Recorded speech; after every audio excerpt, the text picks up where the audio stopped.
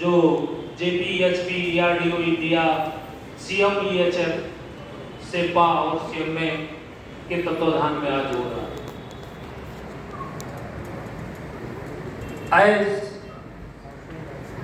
जैसे electro homeopathy में हमारे तमाम चिकित्सकों ने एक रूपता लाने की बात की कि हमें इसमें एक रूपता जरूर लानी चाहिए। जो प्रपोजल सबमिट हुआ है गवर्नमेंट ऑफ इंडिया को,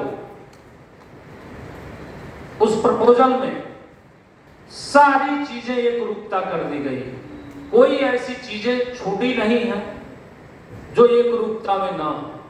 जब आप उसको पढ़ेंगे, देखेंगे, समझेंगे और जानेंगे तो fundamental of the electro homoeopathy और concept of the electro homoeopathy और लॉ ऑफ डोजोलॉजी और जितनी भी चीजें हैं, इटियोलॉजी ऑफ द डिजीज, बीमारी का कारण क्या है, इन सबको एक रूपता में लाने की कोशिश की गई है। चूंकि मैं ड्राफ्टिंग कमेटी का हिस्सा था ERDO का, तो हमने बड़े नजदीकी से इन चीजों को देखा है और किया है हम लोगों ने उसको। तो इसमें इलेक्ट्रो होम्योपैथी जो ओरिजिन एंड फंडामेंटल्स है, अगर आपको ना हो आपके पास तो जरूर इस कमेटी से संपर्क करेंगे, आपको सारी चीजें प्रोवाइड हो जाएंगी। और आगे जो आने वाला समय है वो साइंस इसी पे चलने वाला है, विज्ञान। उसमें आपका चाहे वो प्रिंसिपल हो या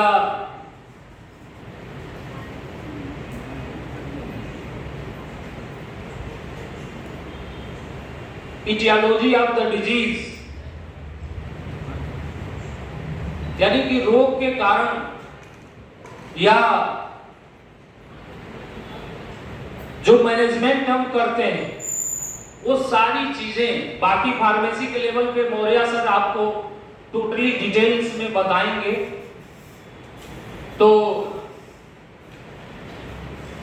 जो मेरा अनुभव है प्रैक्टिस में, हम आपको शेयर करने की कोशिश करेंगे कि हमारा क्या अनुभव है practice in the electro homeopathy. तो फर्स्ट ऑफ ऑल, किसी भी चिकित्सा पद्धति कि चाहे वो फार्मेसी हो, चाहे वो सिद्धांत हो या लॉ ऑफ डोजोलॉजी हो या सिलेक्शन ऑफ रेमेडी हो, उस सिद्धांतों के इर्द गिर्द घूमनी चाहिए।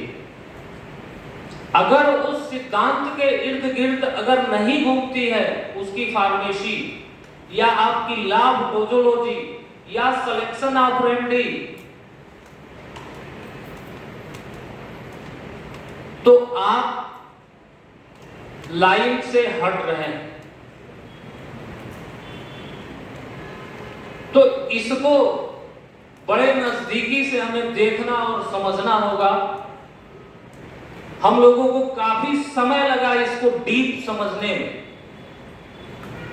इसके डोजोलॉजी को समझने में। अभी विषय में बड़ा विषयांतर कि कोई 200 चला रहा है, कोई 1x 2x या D1 D2 D3 दे रहा है।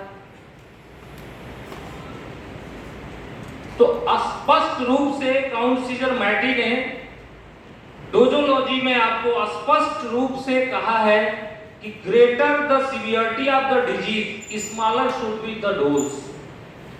The more dilute the remedy, more often it must be taken. यानी कि रोग की गंभीरता जितनी ज्यादा है, स्मॉलर शुड बी डोज।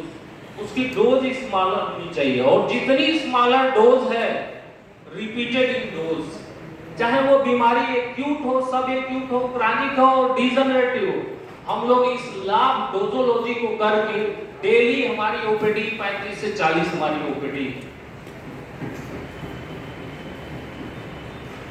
और प्योर साइंटिफिक वे में प्रैक्टिस करते हैं। जो सिलेक्शन ऑफ रेमेडी का मेथड है, मैं थोड़ा क्लू आपको दे देता हूं कि जिस तरीके से हम लोग करते हैं, बहुत ही आसान भाषा में हमने नए चिकित्सकों के लिए बनाया हुआ, सिखाने के लिए। अगर आपके पास कोई रोगी आता है तो 3 बातों का जरूर ध्यान रखें वो आप, कि पेशेंट पहले हमारे पास सिम्टम्स लेके आता है, कुछ ना कुछ लक्षण लेके आता है हमारे पास। सिम्टम्स के आधार पे हम ऑर्गन और कोज की तरफ जाते हैं।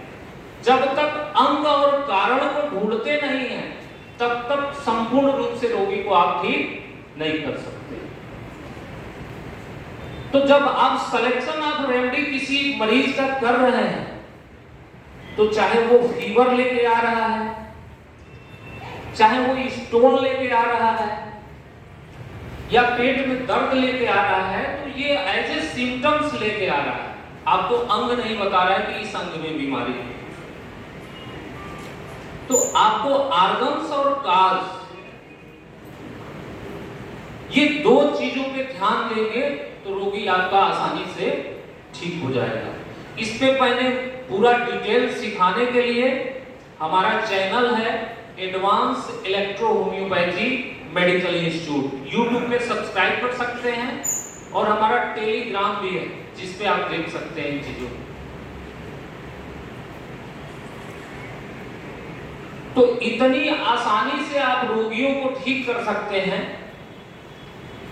इतने आसान तरीके से हमने समझाने की कोशिश की है। Selection of remedy per day हमारी क्लासेस चलती है, उसमें चूंकि आज बहुत सारे चिकित्सक हैं हमारे बोलने के लिए और टाइमिंग कम है,